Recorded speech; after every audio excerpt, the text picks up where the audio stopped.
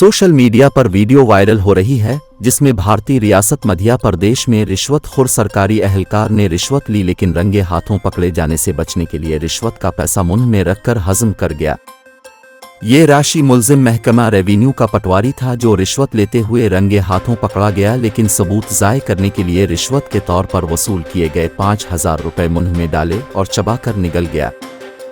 Report के मुताबिक एक शख्स ने पटवारी गजेंद्र सिंह नामी सरकारी मुलाजिम के खिलाफ रिश्वत का मुतालबा करने की रिपोर्ट दर्ज कराई थी, जिसके बाद इसको रंगे हाथों पकड़ने के लिए जाल बिछाया और जब वो एक मामले पर 5,000 रुपये रिश्वत वसूल कर रहा था तो इसी मौके पर पुलिस टीम वहां पहुंच गई।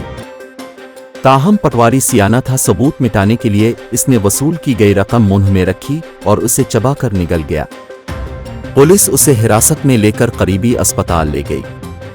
वीडियो में देखा जा सकता है कि अस्पताल में रिश्वतखोर सरकारी एहलकार पैसा चबा रहा है, जबकि अस्पताल का अमला इससे कै के जरिए नोट निकलवाने की कोशिश करता है। बाद अज़ा कै के जरिए इसके पेट से नोटों के टुकड़े निकाले गए।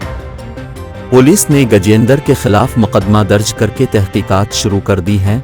दूसरी जानिब सोशल मीडिया पर सार्फिन वीडियो देखकर महजूज होने के साथ भारतीय मुआशरे में बढ़ती रिश्वतखोरी पर तशवीश का भी इजहार कर रहे हैं।